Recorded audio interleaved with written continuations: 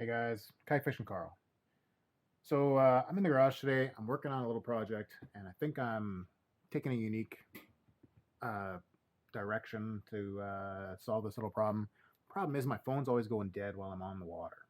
As a in a tournament, I want to be able to upload my fish pics, or if I'm a director, I need to be able to reach other people, or they need to be able to reach me if something bad should happen. So having a dead cell phone halfway through your fishing day is kind of a bad thing if you're in a fishing tournament. So my phone's not that old. It's an iPhone X. I know that's not super new, but I'm not sure that blowing money on a new phone will solve the problem. So the problem comes about that there's not great service where I'm at. So my phone's always kind of looking for service. It has to always be searching. So it takes longer to upload things when you have only one bar or you're on LT, that kind of stuff. So um, I tried running a cable through one of my the Hobie wire fittings, the cable glands. Um, well, unfortunately, iPhone cables plus in the water at the lake don't last very well. So I think it worked fine the first time I was out, and the next time I used the boat, it wouldn't charge my phone. So verified that it was the cable and nothing else, and decided to try a different route. So you can see there's my battery in my front hatch. I got a nice big battery setup. It works good. It powers my Lowrance. I keep my power to the camera. So this is actually my other camera. This camera will sometimes be on the front of my kayak when I'm out on the water, so it doesn't go dead all day. So I thought, well, why not just use that to power the phone? So um, that iPhone cable didn't hold up. So the other way I thought I'd try this is I thought, well, my iPhone supports wireless charging.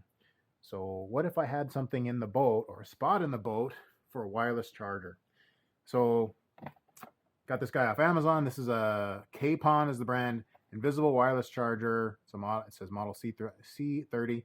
And the different thing about this is I don't have to put my phone right on top of it. This guy can be between 13 to 30 millimeters away from my phone. In other words, through a tabletop. It's called an under table installation or invisible wireless charge. So 13 to 30 millimeters. You don't want your phone right directly on top of it. You guys, this little thingy, I don't know if you guys can see, is a tool that comes with. I don't know if you guys can see the lights. There, the lights go off. And then I've been playing with it a little bit already. When you line it up, all the little lights come on and tell you where you got your thing. And then you put this sticker on the top of you've got that mount underneath. So I played with this a little bit. I was trying to figure out where I wanted to put it. At first, I was going to put it down here with where the rails are, and I found that just wasn't working very well for what I wanted. I was thinking maybe make it removable. I wasn't having a great time with it. This guy doesn't fit right there. The phone fits there, but it's not a great fit for the charger. So figured probably the second best spot I could put it was down here. Phone's safe. I always have it on a tether, so that's why I was playing around with this, with having it on the tether and having it being able to charge with my little Rogue Fishing Co.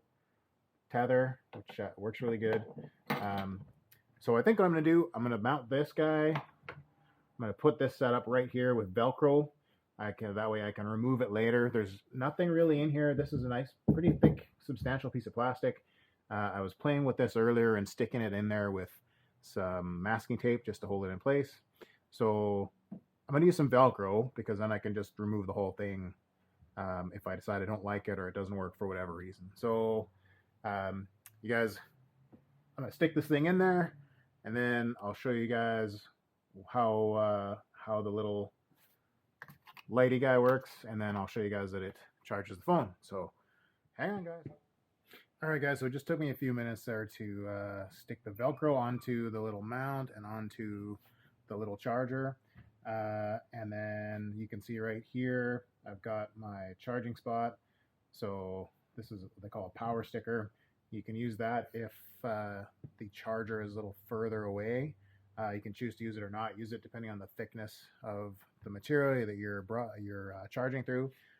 So with the Velcro, I found that that was going to be a little easier to pick up the charge, and also it gives me a visual cue as to where that charger is in the boat, so I can put my phone on it.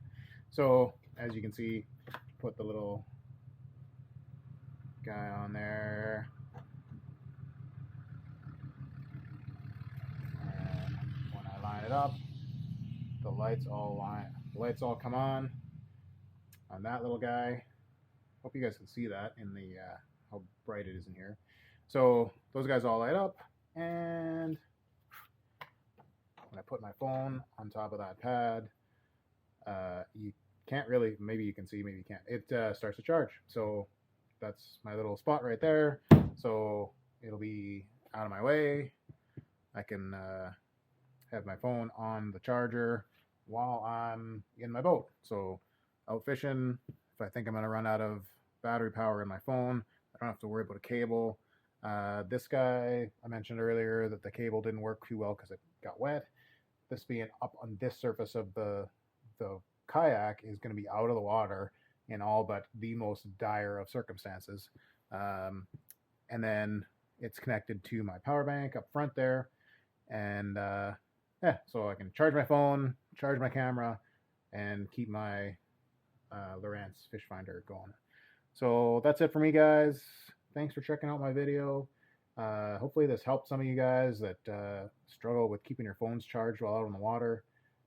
Nothing hurts my feelings more than having to pedal all the way back to the ramp and go and take a half hour to plug my phone in the truck when I was on a good bite or in the middle of a tournament and looking for fish. So you guys, that's it for me.